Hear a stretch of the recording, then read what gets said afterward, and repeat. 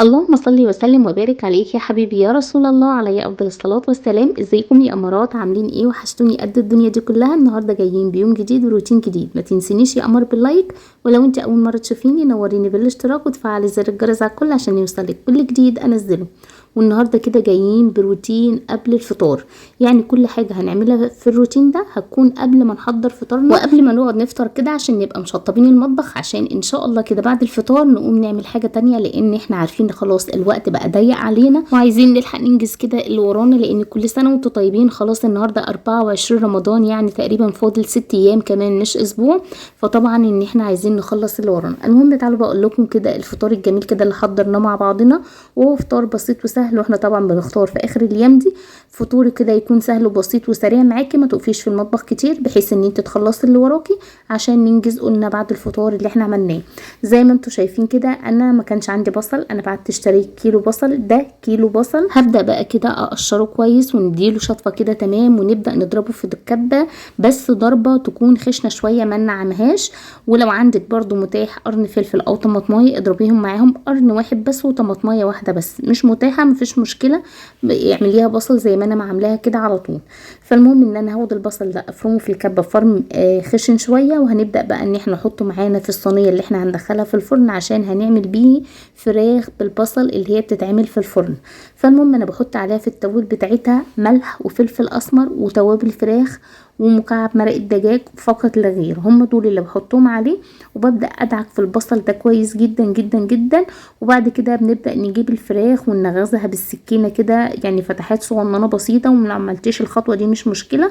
ببدا ان انا افتحها وابدا ان انا احشيها بالبصل ده، واعمل لها تدليك شويه بالبصل اللي احنا مبهرينه ومتبلينه دوت. وعايزه اقول لكم بترصيها وبتدخليها في الفرن بتسيب ساعه. عايزه اقول لكم بتبقى ريحتها جايبه اخر الشارع وبتبقى جميله جميله جميله. جربي الوصفه دي وان شاء الله هتعجبك باذن الله. هنا البهارات زي ما انتم شايفين، حطيت ملح وفلفل اسمر، وحطيت شويه بابريكا وتوابل فراخ ومكعب مرق الدجاج، هم دول اللي حطيتهم، ما حطيتش توابل تاني. طبعا انت لو عايزه تزودي حبيتين 3 اللي هو القرنفل، عايزه تزودي ورق لوري مفيش مشكله. النكهات اللي انت بتحبيها في الطبخه بتاعتك زوديها، مش هيجرى اي حاجه. بس بتقعدي بقى تمسكي في البصل ده كده تفرميه شويه وتقعدي تلفيه شويه في قلب التتبيله دي بتاعته. والفراخ زي ما قلت لك ببدا بالسكينه كده اديها فتحات صغيره او نغزات صغيره، وابدا احدفها على البصل ده وادعكها واحشيها بالبصل ده قوي، وافضل الفها بيه حبه حلوين كده، يعني مثلا 7-10 دقايق بفضل اعملها بيه. وبعد كده بروح مدخلاها بقى معايا على صاجة الفرن ذات نفسها، مش على الرف اللي في النص، على الصاجة اللي تحت ذات نفسها. وبالظبط اظبطي على ساعة ايدك ساعة، لو النار عندك هادية شوية تبقى 1:15. انا بالظبط ظبطتها ساعة وكانت معايا اللهم بارك زي ما انتم شفتم كده، كانت زي العسل. ويا ريت يا ريت والله يعني اليوتيوب يعمل لكم كده ان انتوا تشموا الروايح. عايزه اقول لكم ريحتها كانت قلب الشقه وكانت قلب الشارع كله، كانت جميله جدا. طبعا الاكله دي كنت زمان ماما ربنا يديها الصحه هي اللي كانت بتعملها لنا، وطبعا انا بقالي كتير قوي ما عملتهاش لاولادي، فجت في دماغي كده وشايفاها اكله سريعه وسهله مش هتاخد معايا وقت، وعملتها للولاد وجهزتها لهم، وكان فطار كده سريع وسهل ولذيذ وكان مغذي طبعا الحمد لله. انا هنا عامله 4 وراك و3 اجنحه ورقبه، ال3 اجنحه والرقبه دول كانوا من نصيبي، وال4 وراك لكل ولد هم وباباهم ورك. هنا بقى التوم اللي احنا كنا نسيناه خالص، عايزه اقول لكم انا كنت نسيت التوم ده اصلا. قشر التوم ده اللي احنا كنا عاملينه في تفريزات التوم، اللي ما شافش لسه تفريزات التوم يبدا يشوفها معانا الفيديو ان شاء الله كده موجود على القناه. فهنا قشر التوم ده انا هبدا اجيبه وافرمه معايا في المفرمه بتاعت التوابل عادي، مش هفرم حبه حبه. انا كل ما تخفض الحبه هحط عليهم الحبه الباقيين، كل ما يخفضوا او كل ما يكشوا هروح حاطه كميه كمان عليها، كل ما يكشوا احط كميه كمان عليها، لحد ما كانوا الكميه اللي في الصينيتين هم الحبه اللي في مفرمه التوابل اللي انتوا شايفينها دول، هم الكميه دول اللي كانوا موجودين معايا في الصينيتين. بس عايزه اقول لكم والله والله من غير حلفان ريحتهم كانت جميله جدا، رغم نسيتهم بقالي شويه وكان موجودين عندي، وطبعا انتوا عارفين اللي اتفرج على الفيديو بتاع تفريز التوم ده موجودين عندي بقالهم شويه، وقلت خلاص مش هيبقى لهم ريحه وكده، بس قلت لا انا هفرمهم وهنشوفوا ان شاء الله يبقوا زي الفل. عايزه اقول لكم ريحتها كاني يعني لسه مقشره توم دلوقتي حالا، ريحتهم حلوه قوي قوي قوي قوي قوي. وان شاء الله دي حاجه انا هفضل مجرباها كل مره اجي في تفريز التوم، مش هستغنى عن ان انا اللي اعمل التوم البودر عندي في البيت، نكهته وريحته احلى بكتير من اللي انا بشتريه من بره. فالمهم ان انا هنا عملته بالمصفى، بدات اصفي بيه الحتت الخشنه او الخشن اللي فيها اللي منزلش، بدات ان انا ارجعه تاني في قلب المفرمه بتاعه التوابل، وبدات ان انا هديله لفه كمان واحطه معايا على فكره على وش الصينيه اللي انا حطاها في الفرن موجوده معايا دلوقتي. هم دول الكميه اللي طلعوا معايا من الكميه بتاعه الصينيتين، وكان بصراحه اللهم بارك كانوا زي الفل.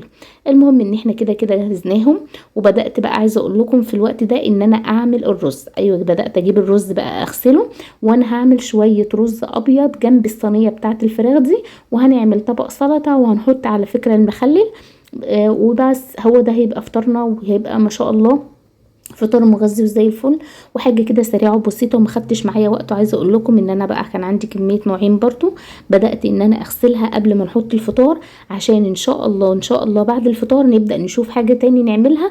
عايزاكي في الوقت ده ما تكسليش، لان الوقت بتاع الاسبوع اللي فاضل ده وقت ضيق، فلازم كل يوم تكوني بتعملي حاجه، ولازم قبل الفطار تكوني بتعملي حاجه، وبعد الفطار تكوني بتعملي حاجه، عشان تنجزي وتسهلي على نفسك. وطول ما انت واقفه كده تستعيني بالله والله، وهتلاقي ربنا ييسرها لك قوي. انا عايزه اقول لكم ان انا كنت كتير قوي بكسل في شغل البيت، وحاجه فعلا عملتها سبحانك يا رب بقت الدنيا سهله وكده وبسيطه معايا. عايزه اقول لكم بقيت كل يوم قبل ما انام، ده حديث انا سمعته وفعلا انا جربته وكان ما شاء الله حلو قوي معايا، اللي هو كل يوم قبل ما تنامي بتقولي 33 مره سبحان الله، و33 مره الحمد لله، و34 مره الله اكبر. عايزه اقول لكم انا كنت بكسل كتير جدا عن شغل البيت، ومن ساعه ما بدات قبل ما انام ان انا اقول الحديث دوت، ان انا اسبح 33 واحمد 33 واكبر 34. عايزه اقول لكم والله فرق كتير جدا معايا. اول ما بدات اقول له كده اول اسبوع بدات احس طب ما انا بقول الحديث ده وما بيحصلش حاجه، بس مع تكرار الوقت بقيت اكرر الحديث ده كل يوم واسبح كل يوم قبل ما انام. عايزه اقول لكم اللهم بارك بقيت يوميا ما اسيبش حاجه في البيت ما اعملهاش، كل يوم الف على كل حاجه في البيت، وبقيت حاسه ان الدنيا هاديه، وبقيت حاسه ان انا ذات نفسي هاديه، ان شغل بيتي مقضي وان حياتي كلها مقضيه. ومن كتر حبي في ان الحديث ده يسر كتير قوي معايا حاجات كتير قوي في البيت، عايزه اقول لكم ما بقيتش اقوله كمان بالليل وانا جايه انام بس، لا ده انا كمان حتى لو هنام شويه كده ايوله ساعه العصاري او ساعه الظهريه بقيت لازم اقول الحديث دوت. لو قاعده كده يعني ايه حاسه ان انا جسمي بدا يريح وهنام، لو في اي وقت بقيت اقول الحديث ده، ان انا اسبح 33 واحمد 33 واكبر 34. بجد والله يا بنات يعني حاجه كده سبحانك يا رب سبحانك يا رب صدق رسول الله، يعني سبحان الله حاجه كده سهله. انا ما بفتيش في الدين وانا بعرفش افتي في الدين، انا على الله خالص، فانا بقول لكم حاجه انا جربتها وفعلا نفعت معايا. فحاولي كده ان انت كل يوم قبل ما تنامي تقولي الحديث ده وتجربيه وتصبري اسبوع 10 ايام، هتلاقي نفسك الهمه والنشاط كده بدا يجيلك، هتلاقي نفسك ربنا ييسر لك حاجات كتير قوي، هتلاقي نفسك الحاجه اللي كانت صعبه وعسيره عليكي هتلاقيها بقت يعني حاجه كده سهله عليكي جدا، وربنا ييسرها لك. وان شاء الله ربنا ييسر لنا كلنا، وربنا كلنا يرزقنا الصحه والعافيه يا رب العالمين، ويقويكم ويعينكم، لان فعلا شغل البيت وشغل ست البيت حاجه متعبه جدا، فلازم يبقى معاكم قوه. ما بالك بقى ان القوه اللي عندك دي قوه اللي هي من عند ربنا، ان ربنا هو اللي مقويكي، مش بشر ولا جوزك ولا اختك ولا امك ولا حد، لا ربنا هو اللي مقويكي. فيعني قربوا من ربنا، استعينوا بالله، يعني اقعدوا بقى قولوا الحديث ده قبل ما تناموا، وان شاء الله جربوا نتيجته وان شاء الله يبقى حلو معاكم، وباذن الله ربنا يعينكم كده وييسر اموركم جميعا باذن الله. المهم هنا كده يا امارات كنا خلاص حضرنا فطرنا، وقبل ما نحضر الفطار زي ما انتم شايفين وقبل ما نحطه ونقعد نفطر كنت صبنت المواعين اللي عندي وكنت عملت التوم وكنا جهزنا الفطار، وكان المطبخ كده معانا تمام، الدنيا معانا زي الفل، عشان ان شاء الله بعد الفطار هقوم اعمل حاجات تانية كده ورايا واقوم انجز اللي ورايا، عشان ان شاء الله بقى هنعمل كحك العيد باذن الله. فعايزه بقى ان انا اكون منجزه حاجات قبل الفطار عشان بعد الفطار تكون الدنيا سهله عليا.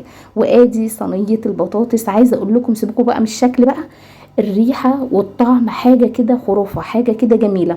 طبعا اللي مجرب الصينيه دي عارف اللي انا بقوله ايه، عارف ان فعلا الصينيه دي تستاهل ان انا اوصف في جمالها وفي طعمتها، لان فعلا البصل بيحلي اي حاجه انت حطيتيها.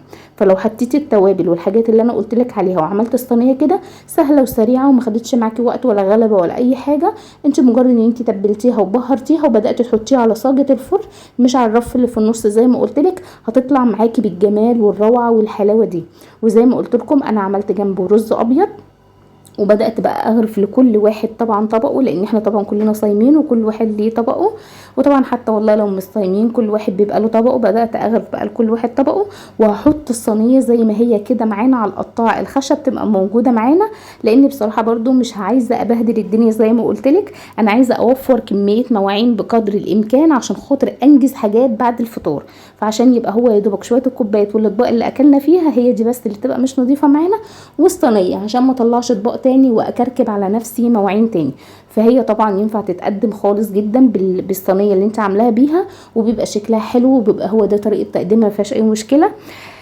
وبكده اكون خلصت الفطار وخلصت الدنيا عندي وخلصت مطبخي، عشان ان شاء الله ربنا ييسرها كده نقوم ننجز مع بعض. عايزاكي بقى يا امرايه تتشجعي كده وتقومي تشوفي وراكي ايه. وعايزه بقى لو انت لسه اول مره تشوفيني وتشوفي قناتي ما تنسيش تعملي لي لايك وما تنسيش تعملي اشتراك وتنوريني ان شاء الله كده عشان تشوفي كل الفيديوهات اللي احنا بننزلها.